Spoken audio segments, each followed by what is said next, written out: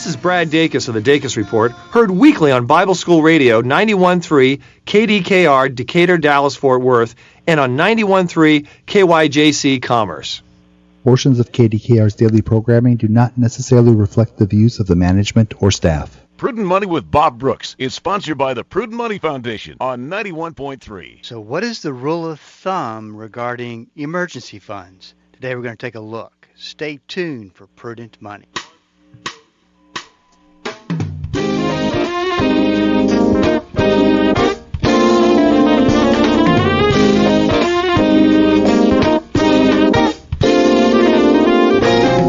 Good afternoon and welcome to the Prudent Money Radio Show. I'm your host, Bob Brooks. Thank you so much for joining me today. You know I do appreciate it. Well, if you got a question for me, please go to the website at www.prudentmoney.com. Send a question in to the Ask Bob section, and I will get that question answered for you. And if you got a comment you want to share, if you want, especially here's one I don't talk about very often. If you want me to cover something on the radio show, you'd love to hear my take on something, please let me know that as well. That's off the website, www.prudentmoney.com. We talk a little bit about emergency funds throughout the year and talk about the different opinions on emergency funds. And yesterday, an article came out that Susie Orman revised her advice on how much money you need in an emergency fund. And this really made a couple things jump out at me that I think kind of redefine what an emergency fund is and what it is not, and maybe the best way to go about establishing one. The article, which came from MarketWatch, says, recently Susie Orman revised her advice on how much you need in an emergency fund to cover between 8 and 12 months to 12 months worth of expenses. The reason, there's a potential recession looming on the horizon, she says. You know that my hope is that you work your way toward having enough set aside to cover 12 months of essential living costs. And you also know your way toward having enough set aside to cover 12 months of essential living costs. And you also know that I realize they can take time. But every month you move closer to your new goal is a month to celebrate your progress. Absolutely. Anytime that you set a financial goal and you get that much closer, it is a time to not only celebrate, but to be thankful that God gave you the means to do so, which is a little bit of a stewardship angle to it. It got me to thinking, the textbook answer when someone says, well, how much money should I have in an emergency fund? And the textbook answer is always 6 months. 6 months worth of income. And of course, that if you were to say, okay, I'm going to save 6 months worth of income, having that amount of money saved up is way better than not having any at all. No question.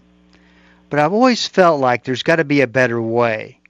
And so what came to mind yesterday as I was reading this, as Susie Orman says, 8 to 12 months was the old rule. Now 12 months is the new rule.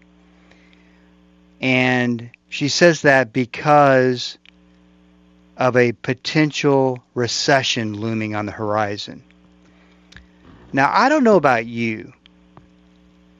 I don't know that I need prices to go higher for me to declare that we are more likely in a recession with inflation getting out of control. I don't know that I need more evidence. Not even to mention the fact that the rule of recessions is 2 quarters of time. So January, let's say the last 2 quarters, January, February, March, 1 quarter, April, May, and June, a 2nd quarter. When you have both of those quarters with negative economic growth in both of them consecutively, you're considered to be in a recession. Now, for some odd reason, those are that doesn't apply to this situation. We've talked about this. I just couldn't believe before they gave out the second quarter of negative economic growth, that number that would make us into what has been accepted as the definition of a recession. You had hosts on CNBC saying, "Oh well, this time's different," which is a dangerous thing to say because this time is rarely different. So I would suggest we're already there. Maybe she falls in the camp, or obviously she falls in the camp of potential recession looming on the horizon. I think that if we're not in a recession, boy, I hate to see the one we're going to get in. So having said that, I don't think that is the reason, although a good reason, to start putting money back in a emergency fund. I think it's a core principle of stewardship to make sure that you've got that aspect, because it's very short term, covered. You know, I was just thinking the other day, the amount of short term situations that required money that went beyond my spending plan that have occurred just this past 3 or 4 months. And that's just life. That's just living. Those things happen. And the problem is that we're so undersaved for those types of situations that it ends up creating debt, or ends up creating a situation that you weren't necessarily wanted the limited options to cover it, but you just don't have an emergency fund. So I've said this before, and I stick to it, and I'll come back to what I was talking about in a minute. I would even suggest that it makes more sense to forego putting money in a long-term 401k account and packing that money back into an emergency fund until you get to the point that you feel comfortable. Because here's the question: what good is it going to do you to put all this money for the long term if you don't have the short term covered? And I just really do think it's a foundational principle when it comes to stewardship, to make sure that part of your financial life is covered. Now, where it gets a little, maybe I'll say where it gets a little bit messy with the definitions of and I always find it interesting when planning, when people come up with these numbers of, well, I need $2,000 to $4,000, or $6,000 to $8,000, or $4,000 to $5,000 a month in income and retirement. Well, do you need 4? Do you need 5? Do you need 6? I mean, it's a completely different set of numbers to support each one of those parts of a range of income. Well, it's kind of the same thing with emergency funds. You need 5 to 6 months worth of income setback, or you need, here in this situation, 8 to 12. There's a huge gap there. You get to eight months put back for emergency expenses, and you go, well, should I keep going to 12? So I think of it from the standpoint of intentional funding for emergencies. Not just funding, but intentional. Why are you funding your emergency account? It's no different than the illustration that I use for why are you funding a retirement account. And what I would love to see everybody who listens, everybody who reads my blogs and follows what I put out there, is for you to get to a point where you can say, if someone asks you the question, what are you saving money for, and what are you saving money for? Well, let's just start with that question. And most people would say, well, I'm saving money for retirement. Well, what specifically about retirement are you saving money for? And that's where the answer stops. For most, that's the vast majority of people fit into that equation. And that's just the way it is. I would love for everybody to get to a point to where they would say, I am saving X amount a month with my employer matching X amount a month, this amount of money, so that I can accumulate this amount of money at this age and hopefully grow this money on an average of this amount of growth over the next X amount of years when I get to that age, so that when I get to that age, I can draw out X amount of dollars a month in today's dollars and live off of those earnings until age 90. How cool would that be to be able to be that focused in on your goals? And we could get off into a whole nother topic of why that is a powerful way to live, to be able to illustrate in detail and be so intentional about goal setting. The power that goes beyond that, or from that, is incredible. That just says you know what you're doing, where you're going, and why you're doing it. It's a lot. I will give you that. It is a lot. And it's I think a worthy goal to shoot for. Well, the same thing is how you intentionally fund an emergency account. And that's what we will go through, as well as where to fund your emergency account after the break here. This is Bob Brooks, and you are listening to the Prudent Money Radio Show. We're up against a break. Stick around. I'll be right back. The Word for Today is excited to announce the new official online home for the ministry of Pastor Chuck Smith and Kay Smith, pastorchuck.org. At pastorchuck.org, you'll have instant access to thousands of hours of verse-by-verse teaching by Pastor Chuck Smith from Genesis through Revelation, and full access to special messages on subjects such as prophecy and much, much more. Also at pastorchuck.org, a full library of great teachings by Kay Smith, and a section where you can read some of Pastor Chuck's books online, all free of charge. So visit the new official online home of the Word for Today and the ministry of Pastor Chuck and Kay Smith, pastorchuck.org.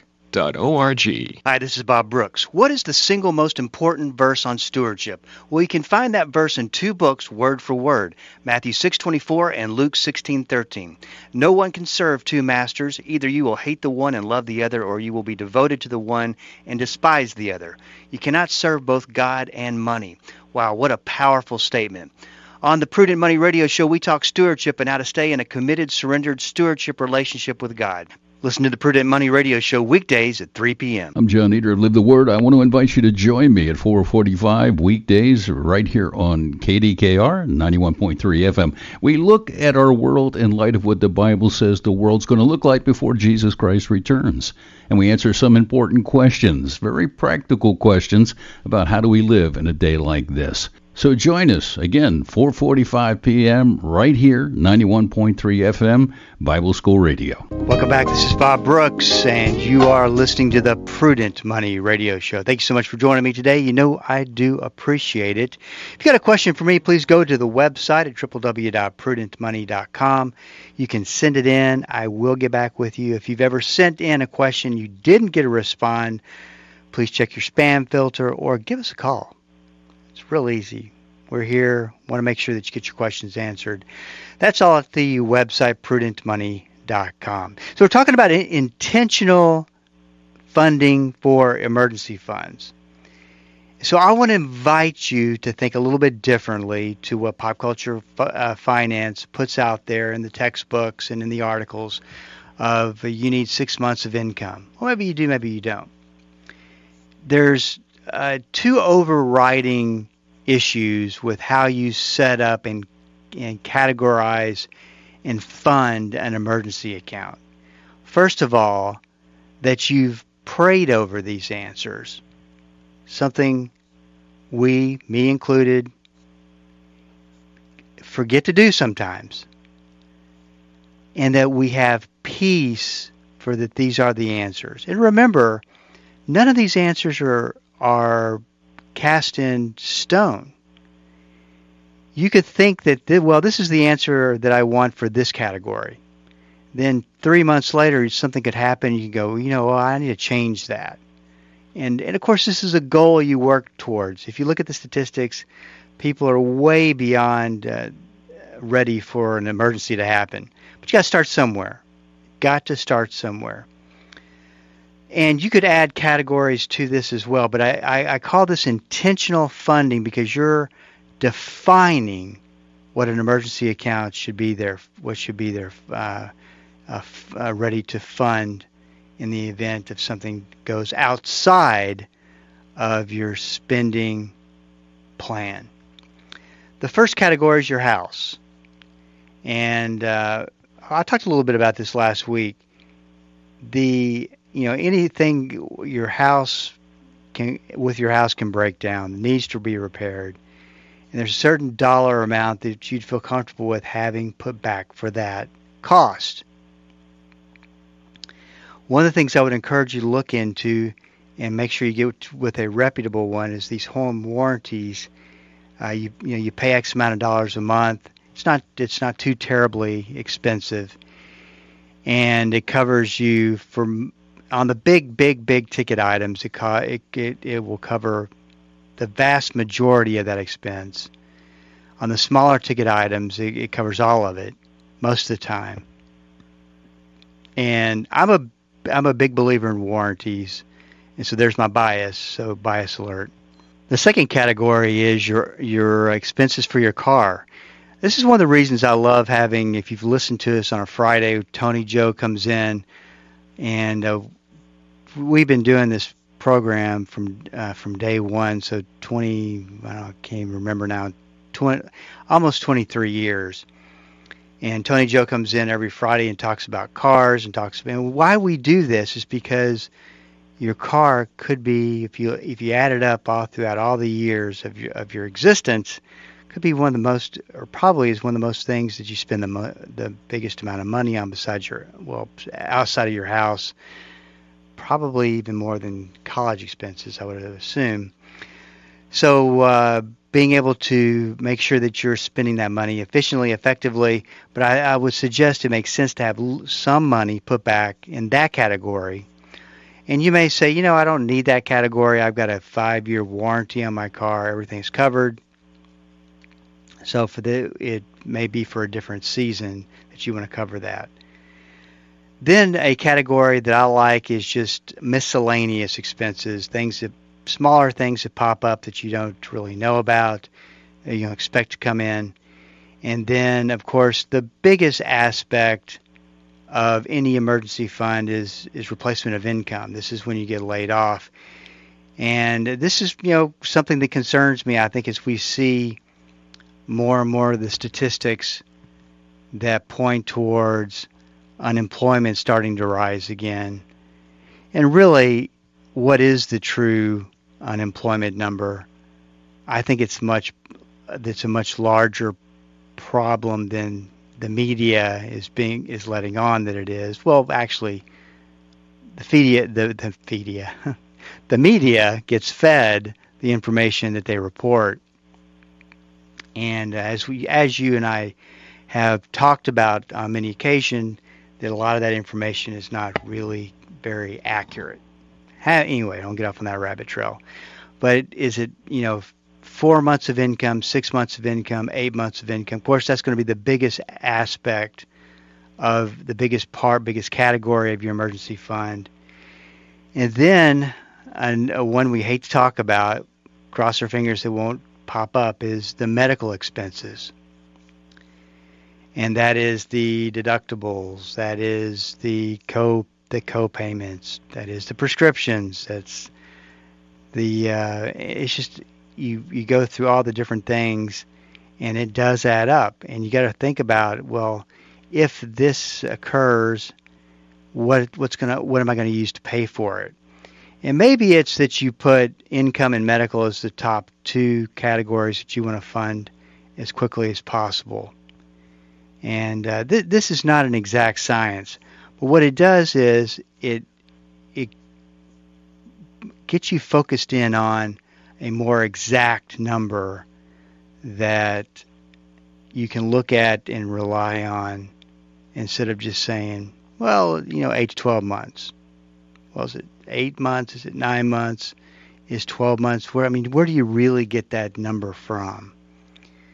And so anyway, just a couple things to think about.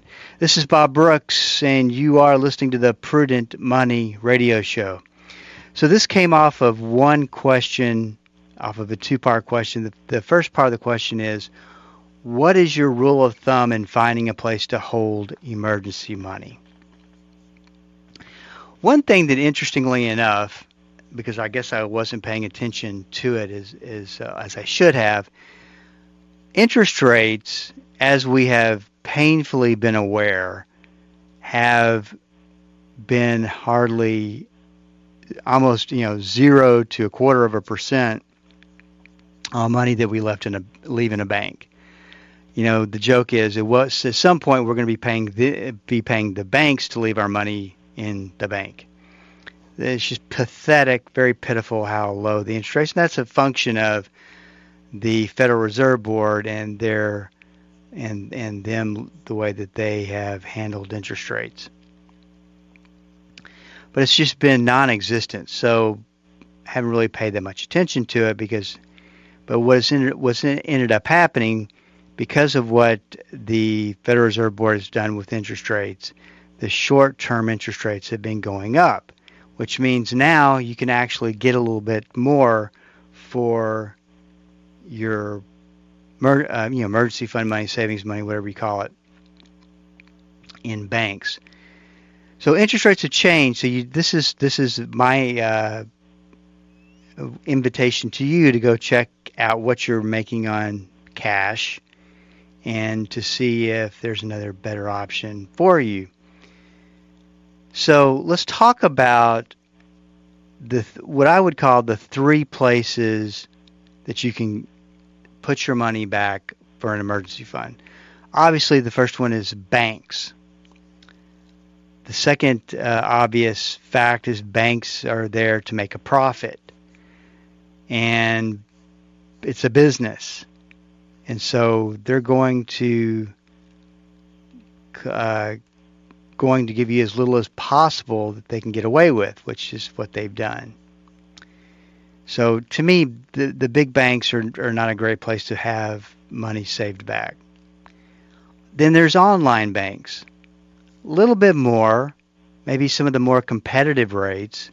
They have less overhead, and the banks, online banks, cover the FDIC $250,000 per account insurance. At the end of the day, they're still online banks.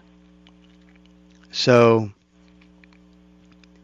you have to, for the little bit extra, you have to determine, well, am I okay with that? What most people don't consider is credit unions. And what I have found is that credit unions tend to give better interest rates, and their loans are at better interest rates as well. One of the reasons they can get away with that, if the going rate is this and they're giving more, we always talk about that, is that credit unions are non-profit. So they don't have to make a profit, and they make it more about the member of the credit union than the almighty dollar, as banks do. So nonprofit will get you a lot more than for-profit. Customer service tends to be a lot better at credit unions. And here's what you may not know. There are all kinds of ways to become a member of credit unions. In fact, my favorite credit union that I refer and recommend all the time has one way that you can become a member of it if you're a part of a certain fraternity of people. Then you can be. I'm not trying to promote it, so I won't give out that information since we're on nonprofit radio as it is. And there's other places you can join an association, $25 a year, and you can become a member. So there's all kinds of ways to join credit unions, but you might want to check that out as a way of funding your emergency fund. Hey, this is Bob Brooks, and you are listening to the Prudent Money Radio Show. If you got a question for me, please go to the website at prudentmoney.com and send it in, because we are all out of time. Till we do meet again next time, keep the faith and have a great rest of the day. That's all the time we have for today. Questions or comments for Bob, or to find out more great information like what you've just heard, visit www.prudentmoney.com. Be sure to join Bob Brooks again for the next edition of Prudent Money.